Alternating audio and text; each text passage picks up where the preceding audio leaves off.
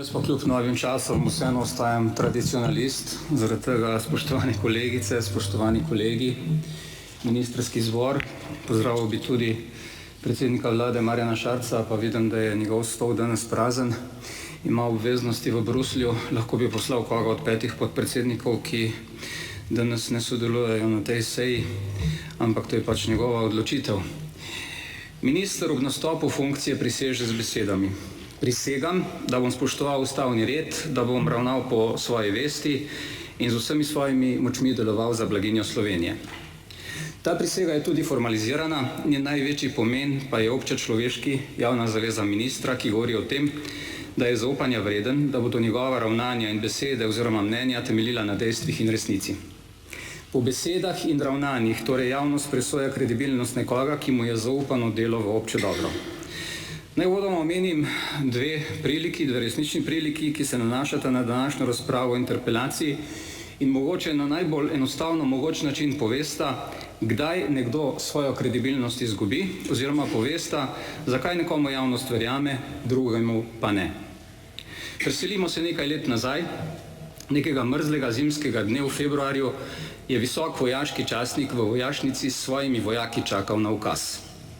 Ker je vedel, da ukaz pride, slej ali prej. Vendar, če bodo vnaprej pripravljeni, bo pomoč, ki so jo številni pričakovali in čakali, prišla hitreje. Tokrat ni šlo za vojaški spopad, pač pa za pomoč ljudem, ki jih je zadela naravna nesreča. In ukaz je res prišel. Šele takrat so vojaki pod vodstvom svojega poveljnika zapustili vojašnico in odšli na pomoč ljudem. A pridobili so dragocen čas in pomagali so hitreje, kot bi sicer. Bilo je leto 2014, žled. Visok vojaški častnik, brigadir Miha Škrbinc. Ta isti, sedaj že nekdanji, s pomočjo kršitev zakona in javni osebni diskreditaciji strani ministra Karla Erjavca 5. aprila letos razrešeni poveljnik sil Slovenske vojske, brigadir Miha Škrbinc, ki ga je minister Erjavec javno obtožil, da ne spoštuje ukazov, da je pri vojaški vaji na Počku deloval na lastno pest in mu si retorično postavil vprašanje, ali bo naslednjič streljal na Postojno.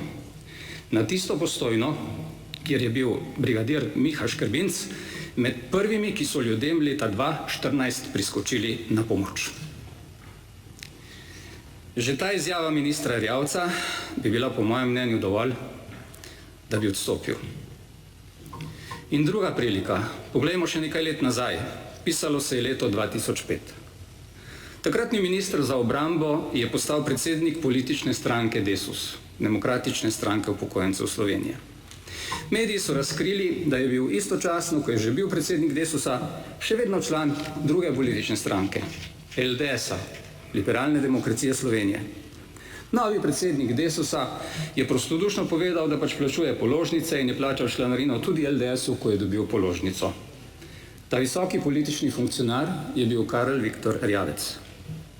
Lahko pa se vrnemo samo leto dni nazaj, v čas pred državnozborske volitve. Na enem od javnih soočenj je Karl Erjavec za Marjana Šarca dejal: nov obraz je nova prevara. In to vsaj še enkrat ponovil. Čez nekaj mesecev pa je s to prevaro podpisal koalicijski sporazum. Številni so dogodki v preteklosti, ki govorijo o tem, da Karlu Erjavcu pač ni mogoče verjeti. Še posebej pa mu ni mogoče verjeti takrat, ko ga demantirajo dejstva. V politiki je najpomembnejša kredibilnost. Pomembno je zaupanje.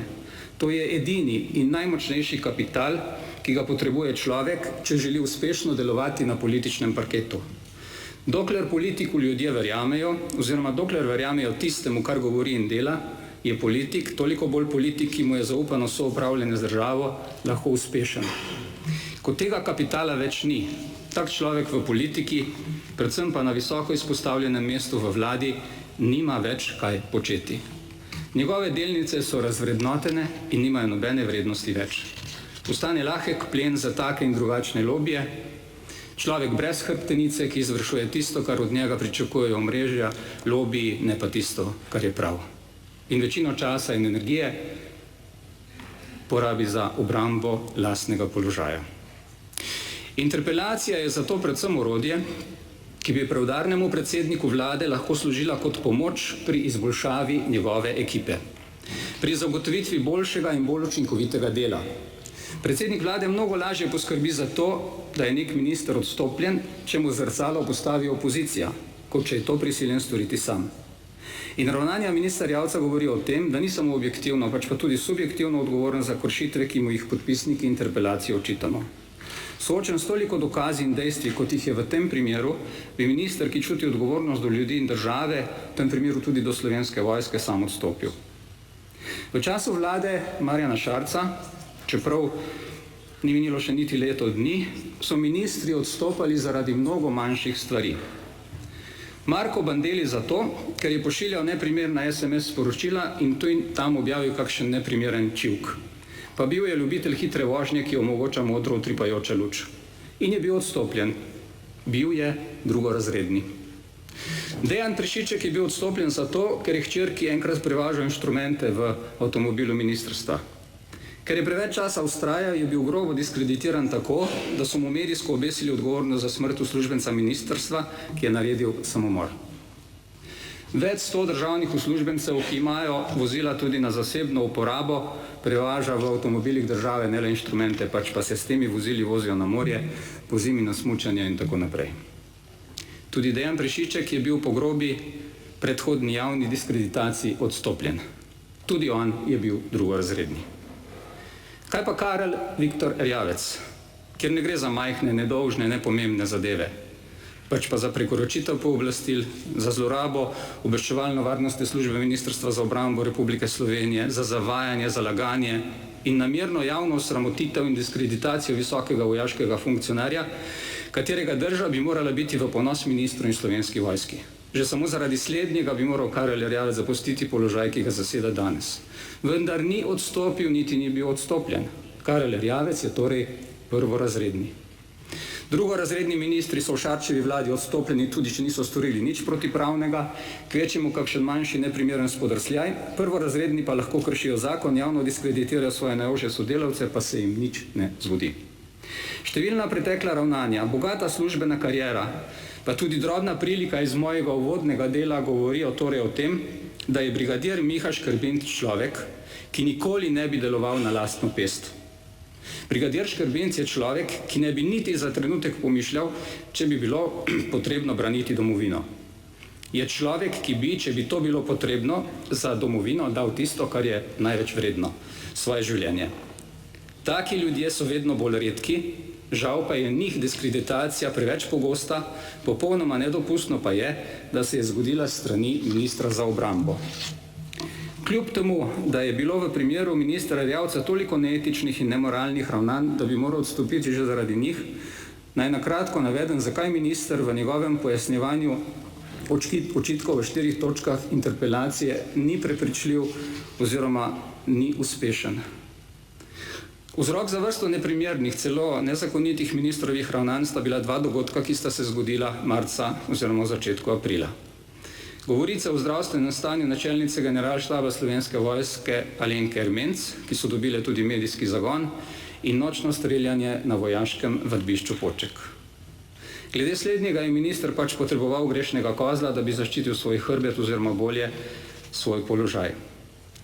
Dogodki kažejo, da naj bi bila najprej ta grešni kozel celo Alenka Ermenc, na koncu pa je to postal brigadir Miha Škrbinc.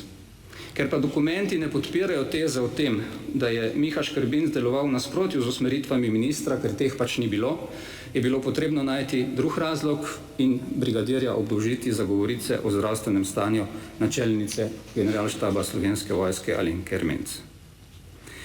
Očitke proti ministru Erjavcu smo torej strnili podpisniki v 4 točke. Prva točka se nanaša na nočno streljanje na vojaškem vadišču Poček. Tukaj so dejstva jasna in izhajajo iz številnih dokumentov.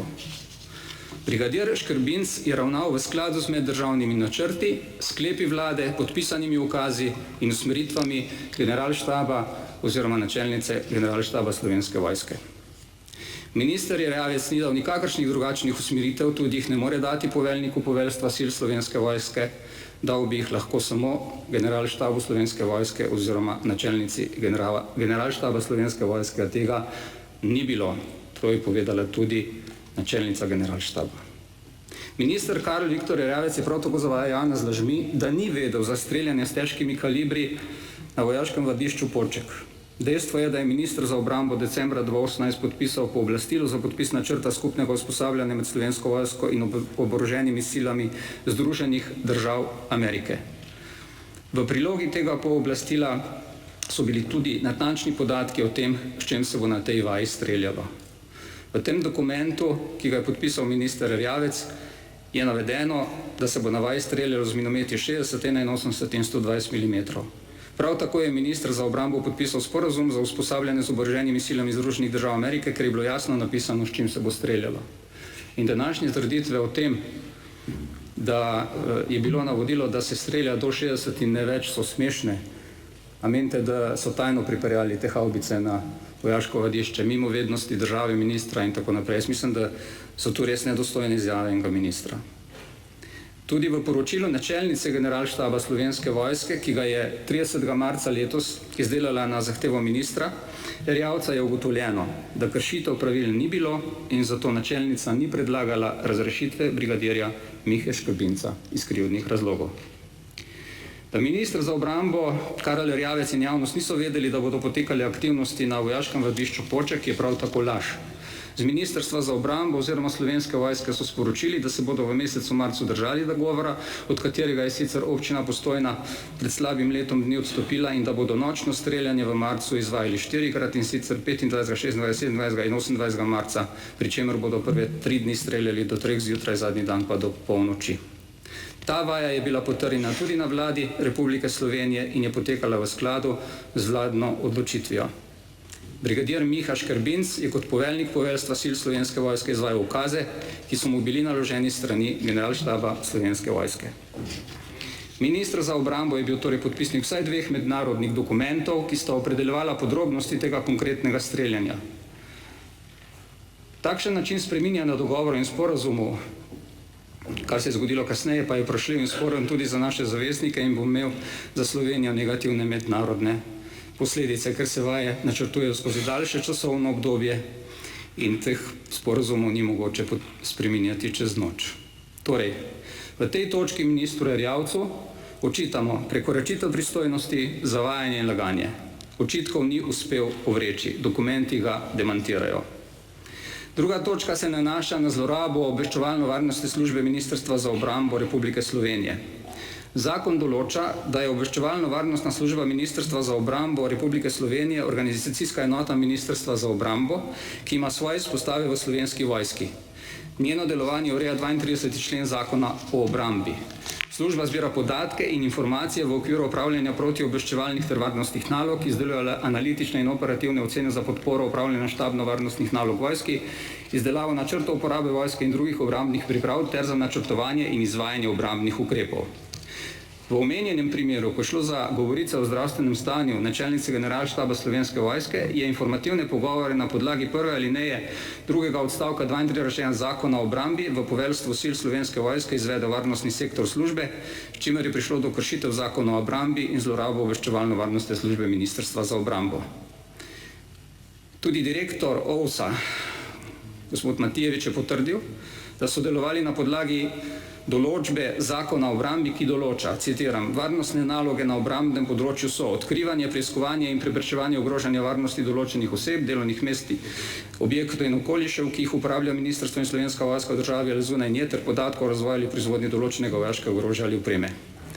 Zdaj vas pa vprašam, ali sodi preiskava glede širjenja govoric v povezavi z zdravstvenim stanjem načelnice generalštaba Slovenske vojske v okvir teh določb? Ne sodi.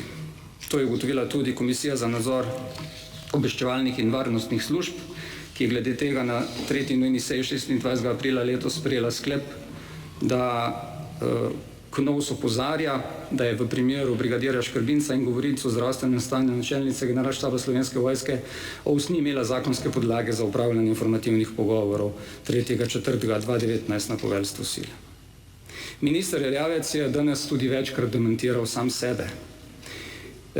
V okviru teh očitkov je dejal, da je OVS v tem primeru opravljala preventivno dejavnost na podlagi pooblastila, ki ga ima v zakonu o obrambi in ki govori o njenih aktivnosti za preprečevanje storitve kaznivih dejanj. Kakšno preventivno dejavnost naj bi torej opravljala po tistem, ko je šlo za preverjanje nekih govoric? Te pravi, kaj ne bi preiskovala? Kaznivo dejanje, ki je bilo že storjeno? Nelogično. Mislim, da je ta izjava v nasprotju sama s seboj. Potem pravi minister, da bo na zaprtem delu seje povedal, kaj izhaja iz zapisnika OVS-MORS, v katerem ne bi bilo navedeno, da je brigadir Miha Škrbinc na postroju 1. aprila grdo govoril o načelnici Slovenske vojske.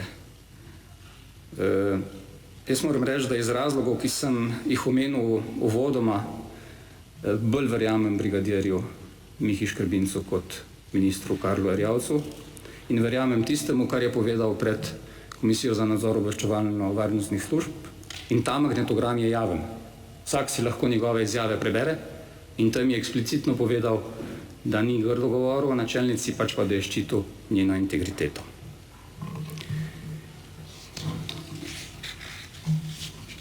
Ti razgovori, ki so bili v povezavi s temi govoricami, so se odvijali 3. aprila na podlagi navodil ministra, na podlagi nekih SMS-ov, ki so blatili brigadirja Miha Škrbinca, in zanimivo, da je poročilo, čeprav je samo na nekaj straneh bilo izdelano še 12. aprila, spravi po 10 dneh. Načelnica generalštaba Alenka Ermenc ga je prejela šele po mesecu dni, 7. maja letos. Kakorkoli to poročilo po mojem nima nobene teže, ne le zaradi nasprotujočih si izjav, pač pa zato, ker je nastalo nezakonito in bo v formalnem postopku, če bo sprožen, smatrano za non-paper dokument. OVS je bila v tem primeru strani ministra Erjavca zlorabljena, delovala je tako, kot je včasih delovala UDBA, pa smo mislili, da se to, kar smo spremljali v Sovi pred 15 leti, ne more več ponoviti. Bila je aktivirana na pobudo ministra Erjavca za preverjanje govoric, v zakonu ni podlage za taka ravnanja, vendar tudi v tem primeru bodo škodljive posledice, ki so nastale na njegovi podlagi, na podlagi tega zapisnika, nepopravljive, tako kot v nekaterih drugih primerih v tej državi. Spomnite se zapisnika oziroma poročila Komisije za preprečevanje korupcije, na podlagi katerega je padla 10. vlada Republike Slovenije. Nepopravljive, škodljive posledice, ampak očitno se nekateri izhajajo iz tega, da tako in tako ne bo nihče potegnil odgovornosti za njihova neprimerna oziroma nezakonita ravnanja. Vendar sta za ta ravnanja odgovorna tako direktor obveščevalno-varnostne službe Matijevič kot minister Erjavec in oba bi morala zapustiti svoja položaja. Ministru v okviru te točke podpisniki očitamo, da je odgovoren za kršitev 32. člena zakona o obrambi in za prekoračitev zakonskih pooblastil zaradi zlorabe obveščevalno-varnostne službe. Teh očitkov ni uspel vreči. Zakon, dokumenti in izjave vpletenih ga demantirajo. Tretja točka je razrešitev poveljnika poveljstva sil Slovenske vojske brez, da bi za to obstajali službeni razlogi, tako kot to določa zakon. Minister Erjavec danes pravi, da se poveljnika poveljstva lahko imenuje in razreši, ne da bi pri tem navajali razloge, in pravi še, da ta točka očitkov namenjena samo politizaciji Slovenske vojske. Toda na tej točki se postavlja upravičeno vprašanje ministru, zakaj je torej v preteklih mesecih o razlogih glede razrešitve poveljnika poveljstva sil govoril najprej. Da je bil razlog za to, da je bil razrešen nespoštovanje ukazov, nočno streljanje na počku, delovanje mimo ministrovih usmeritev. Potem so začeli prihajati dokumenti in so te trditve ministra demantirali. Potem je rekel, razlog za razrešitev je grdo govorjenje o načelnici generalštaba Slovenske vojske o njenem zdravstvenem stanju, ki naj bi jih brigadir Škrbinc izrekel na jutranjem postroju na Vrhniki 1. aprila. Potem nekaj časa, ker se je tudi ta trditev omajala, ne bi bila oba razloga. In na koncu pravi minister pod črto, pri razrešitvi, tako kot pri imenovanju, nisem dolžan navajati razlogov. Zakon pa govori, da je potrebno navesti službene razloge. In teh jih do danes nismo slišali. Ampak ne glede na to. Tudi brigadir Miha Škrbinc kot profesionalen vojak, pokončen profesionalni častnik je povedal, če bi me minister pa načelnica generalštaba poklicala in povedala, glej Miha, ne moremo več sodelovati, zaupanje je porušeno, bi takoj zapustil svoj položaj. Ne dovolim pa, da se mi očita nekaj, česar nisem storil, in da se na tak način umaže moja profesionalna pot, dosedanja in prihodnja, in da se me na tak način javno diskreditira. In to je storil minister Erjavec. Javno je oblatil častnika Slovenske vojske, ne da bi za to obstajali razlogi. To počne ves čas in to dela tudi na tej seji. Ministru torej v okviru te točke podpisniki interpelacije očitamo odgovornost za kršitev 45. člena v povezavi z 98. členom Zakona o obrambi ter 38., 39. in 40. člena Zakona o službi v Slovenske vojske in tudi teh očitkov ni uspel reči. In zadnja točka je izgubljeno zaupanje, nekredibilnost in slabitev moči Slovenske vojske. Minister Erjavec danes pravi, da je ta problem v Slovenski vojski že od leta 2004 dalje. Torej se ta problem, spoštovani minister, vleče od vašega prvega ministrovanja naprej, kajti vi ste leta 2004 oziroma 2005 postali minister za obrambo. Minister za obrambo pa v tem mandatu od svojega nastopa položaja ni naredil nič konkretnega, da bi se trend odhodov iz Slovenske vojske ustavil. Namesto tega se pripravlja tako imenovana bela knjiga, kjer bo cilj za popolnjenost stalne sestave zmanjšan iz 8.000 pripadnikov na 6 ali 6.500. Takšna številka gotovo ne bo zadoščala potrebam za izvajanje vojaške obrambe države, tako kot to določa zakon v svojem 37. členu. Minister torej doslej ni naredil nič, da bi izboljšal stanje v Slovenski vojski, naredil pa je veliko potez, ki zmanjšujejo kredibilnost in ugled Republike Slovenije in tudi Slovenske vojske. Spoštovani, dejstva govorijo, ne le govorijo, kričijo. Minister je odgovoren po vseh točkah interpelacije in to v polni meri. Na podlagi povedanega minister ni več primeren za upravljanje funkcije ministra za obrambo Republike Slovenije. In če sem že začel z nekimi prilikami, naj še zaključim z eno priliko iz naše soseščine, ki je, moram reči, tako lepo pisana na kožo ministru Erjavcu, da je ne morem izpustiti. Pa verjamem, da tudi podobne priložnosti ne bo nikoli več. Pred davnimi leti, pa spet ne tako daleč nazaj, so imeli naši sosedi ministra, ki je v neki satirični oddaji dejal približno takole: si videl una volta sola, ma si governa tutta la vita. Torej, živi se samo enkrat, ampak se je v vladi celo življenje. Ni je bilo namreč vlade, v kateri ta minister ne bi bil zraven. In tudi z ministrom Erjavcem je podobno. Vendar bi bilo tokrat prav, da bi prevzel odgovornost in odšel. Še pred glasovanjem, v interesu Slovenske vojske in države. Minister Erjavec torej po našem mnenju ni uspel vreči očitkov, ki smo jih nanj naslovili podpisniki interpelacije, zato je subjektivno in objektivno odgovoren, ne uživa več zaupanja potrebnega za upravljanje funkcije ministra, zato mu je potrebno izreči nezaupnico in ministra razrešiti. V Slovenski demokratski stranki bomo to odločitev seveda podprli.